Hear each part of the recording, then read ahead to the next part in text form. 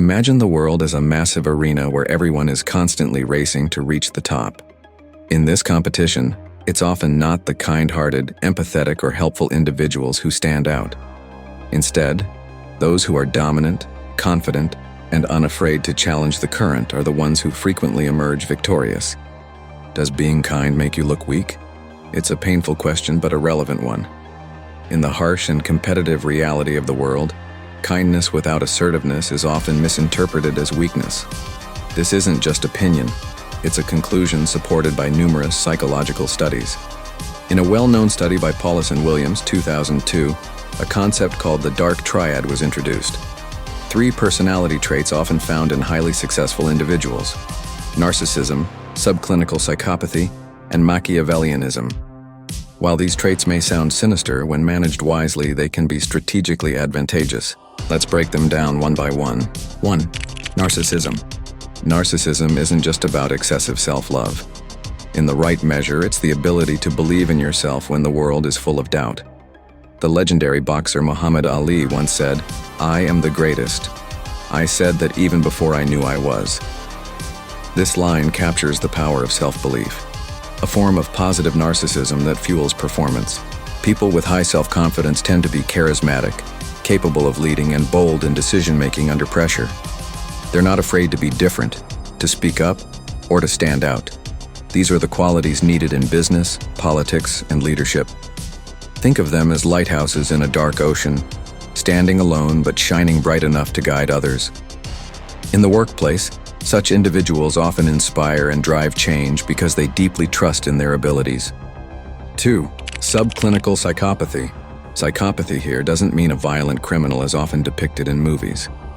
Instead, it refers to resilience, the mental toughness to stay calm under pressure, make logical decisions, and maintain extreme focus on goals. These individuals are emotionally steady, fearless in the face of conflict, and able to think clearly despite chaos.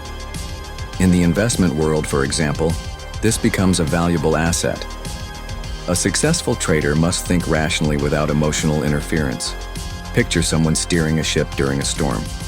While most panic, this person stays composed, focuses on the wheel, and ensures the ship doesn't drift off course. These are the qualities that matter most during crises or in high-stakes decision-making. 3. Machiavellianism. This is the ability to think strategically, anticipate opponents' moves, and plan long-term with sharp calculation. In his book, The Prince, Machiavelli wrote, "It is better to be feared than loved, if you cannot be both." This underscores the value of power in competitive environments. Such individuals aren't merely manipulative, they're skilled in diplomacy, negotiation, and persuasion. They know when to speak, when to stay silent, and how to influence people without making them feel forced.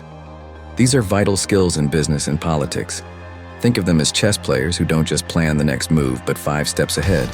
In organizations, they can see power dynamics, assess risks, and minimize failures through calculated strategy. This trait makes them instrumental in building bold, realistic visions for the future.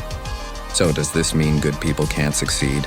Absolutely not. But good people must learn from these traits, not to become bad, but to understand that kindness must be coupled with courage, firmness, and emotional intelligence.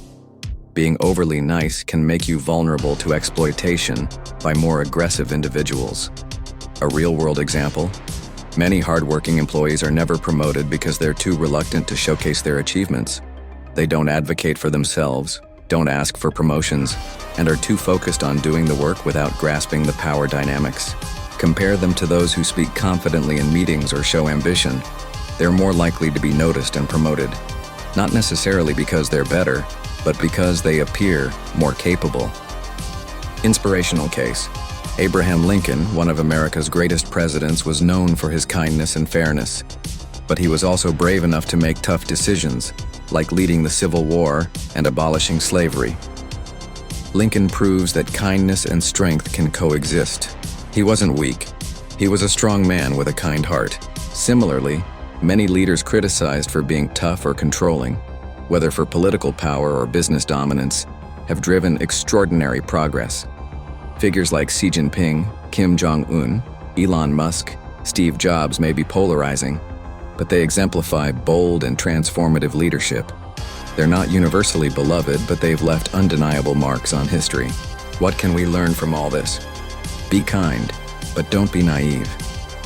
This world isn't fair, and not everyone plays by the rules. Know when to give, when to say no, when to push forward, and when to secure your position. Set clear boundaries. Develop self-confidence. Master persuasive communication. Understand how power works in your environment. Research by Wharton professor Adam Grant shows that givers, people who help others, are both the most successful and the least successful. The difference? Successful givers know when to help and when to protect themselves. So it's not about being good or evil. It's about being aware of the realities of life. Use kindness as your foundation, and add courage, emotional intelligence, and strategic thinking as your tools. Because if you're only good without strength, the world won't value you, and may even see you as weak. Be a good person, but don't let anyone walk over you. Keep helping others, but don't forget yourself. Let people see you as a strong, kind person, not someone pretending to be strong, and that's where your true power begins.